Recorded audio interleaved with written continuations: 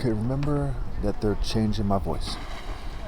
So this is part 2 of day 2 of my 3rd trip, where I include Santa Cruz in the trip. So I'm going to read from Jeremiah 50.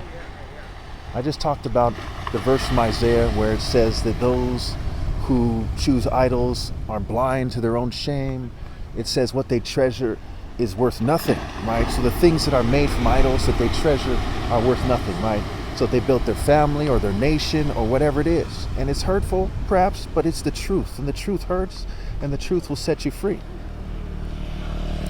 Okay. So this is the word of the Lord spoken through Jeremiah the prophet concerning Babylon and the land of the Babylonians, or Chaldeans.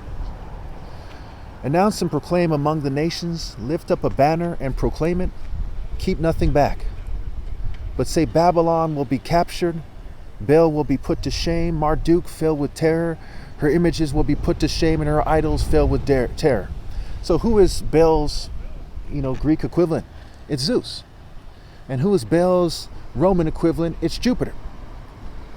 So both Zeus and Jupiter are said to be put to shame, right? They're captured. They're captured where? They're captured in the realm of darkness. They're captured in the pit. The earth sinks, never to rise again, Isaiah 24. So Bel is put to shame, and Marduk is filled with terror. And no servant can be greater. So if Zeus is the heart of Western culture, then Western culture is put to shame. And Marduk, right, his name is like Mars for a reason. Marduk is a warrior deity in a certain way that goes beyond most deities, where you can firmly say that's a very much a warrior deity in a secular and an evil and idolatrous way. And Bel is Zeus's equivalent, and Marduk is Mars's equivalent. So Zeus will be put to shame, and Mars will be filled with terror.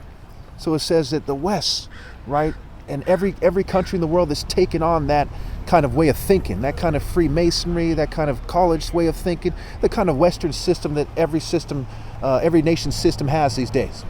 It's all put to shame, right? The nations of the world are put to shame, and they're filled with terror. And so the war on terror is actually, on both sides, right? The terrorists and the evil nations that are fighting against the evil terrorists, okay?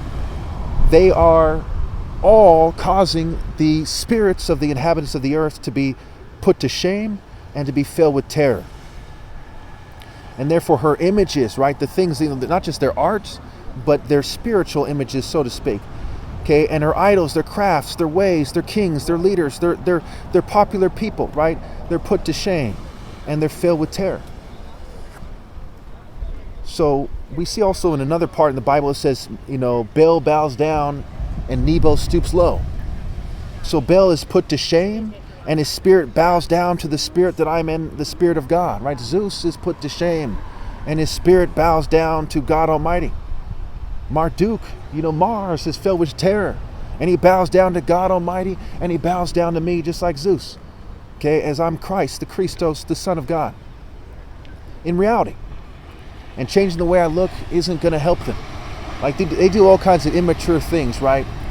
They fume me and poison me to keep me from doing martial arts, to keep me from living a happy life, what have you, but I have God Almighty to make me happy. And they think that somehow helps them. So their tactics, right, their strategy, their way of thinking cause them to be put to shame. Their way of thinking cause them and their nations and their peoples and their groupings and their churches to be put to shame, because they chose the way of idolatry. They chose the way of falsehood instead of admitting what is universally true. It's like 1 + 1 = 2, right? If you don't admit that, then you're put to shame. Why wouldn't you admit that 1 + 1 = 2? Why wouldn't you admit that conveying spiritual power makes somebody greater than somebody who's simply, just a scientist or just a rich person, right?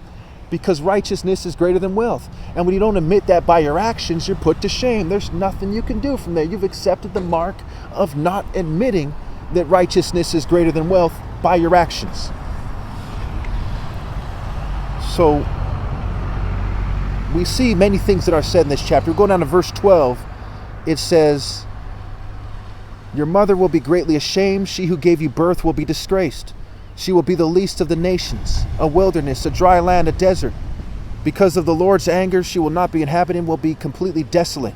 All who pass Babylon will be appalled. They will scoff because of her wounds. But the whole world was assimilated by Babylon's system, right? Baal's equivalent is Zeus.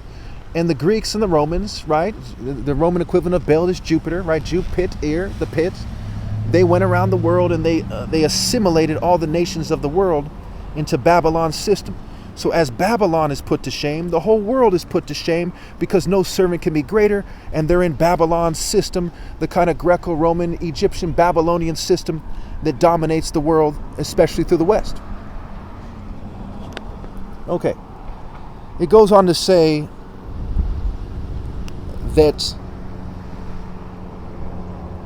it goes on to say things that are a bit confusing here. But at one point in Jeremiah, it says, how can you say that you are valiant warriors?